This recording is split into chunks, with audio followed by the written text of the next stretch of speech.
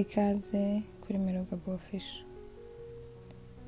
Niba ari ubwa mbere ugeze hano, ntiwibagirwe gukora subscribe, kuko iyi ni channel twigiraho ubumenyi budufasha gusobanukirwa amafaranga, kubaka umutungo ndetse no gutera imbere mu buzima.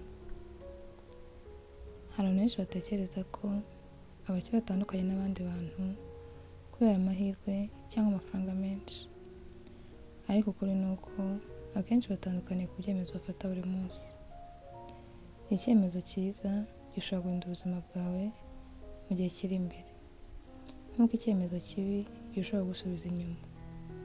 Niba ushaka kubaka ubukire burambye, ugomba kwiga gufata ibyemezo byiza bifite ishingiro kandi bigufasha kubaka ejo hazaza heza. Muri video tugiye kurebera hamwe uburyo butanu bwagufasha gufata ibyemezo byiza kugira ngo urusheho gutera imbere. Ikintu cya mbere cyagufasha gufata ibyemezo byiza ni ukugira intego isobanutse mu buzima bwawe. Mbere yo gufata icyemezo icyo ari cyo cyose, ujye ubanza wibaza uti: ese iki cyemezo kiramfasha kwegera intego yanjye cyangwa kiransubiza inyuma? Abantu badafite intego bakunda gufata ibyemezo bashingiye uko biyumva ako kanya. Bashobora kugura ikintu batateganyije kubera ko nta ntego bafite mu buzima. Ariko umuntu ufite intego asuzuma buri cyemezo afata mu buzima bwe. Niba intego yawe ari ukubaka ubukire, ugomba kwibaza niba amafaranga yawe ndetse n'igihe cyawe uri kubikoresha kugira ngo wegere intego zawe. Iyo ufite intego isobanutse, bikurinda kwangiza amahirwe yawe kandi bikagufasha guhitamo neza buri munsi. Ikintu cya kabiri cyagufasha ni ukugitekereza ku nyungu z'igihe kirekire, atari gutekereza iby'aka kanya gusa. Kimwe mu bintu biranga abantu bubaka ubukire ni uko badahora bahitamo ibintu banezeza uyu munsi gusa. Umuntu ushaka kubaka ubukire ahitamo ikintu kimufasha kubaka ejo hazaza heza.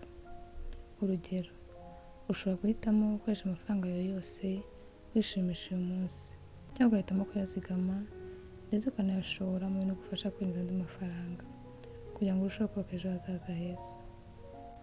Ushobora gufata ibyemezo byiza uyu munsi bikugoye, ariko nyuma bikakubyarira umusaruro ukomeye cyane. Niyo mpamvu ugomba guhora wibaza uti: ese ibyemezo ndi gufata uyu munsi bizangirira akamaro mu myaka iri imbere? Niyo mpamvu mbere yo gufata icyemezo icyo ari cyo cyose, ugomba kubanza ugatekereza niba kiri kugufasha kubaka ejo hazaza heza ndetse no kugera ku ntego zawe. Ikintu cya gatatu cyagufasha gufata ibyemezo byiza mu buzima bwawe ni ukugira ubumenyi kandi ukagira n'amakuru mbere yo gufata icyemezo ku kintu runaka. Iyo ufashe icyemezo nta makuru ufite, bishobora kugiraho ingaruka. Mbere yo gushora amafaranga, gutangiza umushinga cyangwa kugura ikintu icyo ari cyo cyose, ujye ubanza ushaka amakuru ahagije. Usome ibitabo, urebe amasomo kandi ubanza ushaka amakuru ahagije y'icyo kintu ushaka gukora. Ubumenyi butuma udakora amakosa kandi bukongera icyizere mu byemezo ufata. Ntugafate icyemezo kuko abantu benshi babikoze, ahubwo ujye ufata icyemezo kuko wasobanukiwe impamvu ari cyo cyiza mu buzima bwawe kandi wabonye n'akamaro kigufitiye.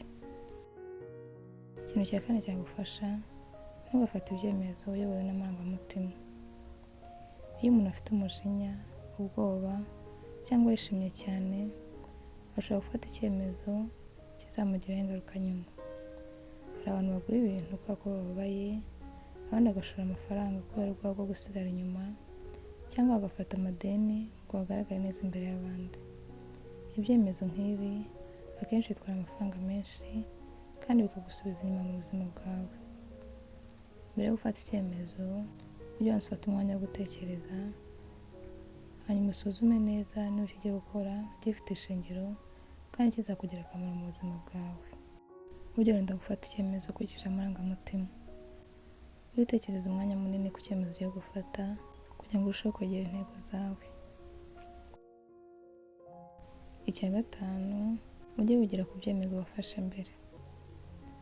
Nta muntu ufata ibyemezo byiza buri gihe, ariko abantu batera imbere ni abantu bemera amakosa yabo bakayigiraho. Buri gihe ujye wisuzuma, ubanze wibaze ni iki cyagenze neza, wibaze n'ikitaragenze neza. wibaze isomo wakuye mu cyemezo wafashe. Iyo ugiye ku byemezo wagiye ufata, urushaho kuba umuntu ufata ibyemezo byiza uko igihe gishira, kuko urugendo rwo kugera ku bukire rusaba gukomeza kwiga ndetse no gufata ibyemezo byiza buri munsi. Ibyo uhitamo uyu munsi nibyo bizagena ubuzima bwawe mu myaka iri imbere. Ujye wibuka ibintu 5 kugira ngo urusheho gufata ibyemezo byiza. Ugire intego isobanutse mu buzima bwawe, utekereze ku hazaza, ushake ubumenyi n'amakuru mbere yo gufata icyemezo, kandi ntukaberwe n'amarangamutima. Ujye wegera ku byemezo wafashe mbere kugira ngo urusheho gutera imbere. Nubwo watangira buhoro, ibyemezo byiza ufata buri munsi bizakubakira ejo hazaza heza. Tangira uyu munsi, kuko icyemezo cyiza kimwe gishobora kuba intambwe ya mbere iganisha ku bukire ushaka kubamo. Niba iyi video yagufashije, ntiwibagirwe gukanda like, kuyisangiza n'abandi ndetse no kuri subscribe. Murakoze.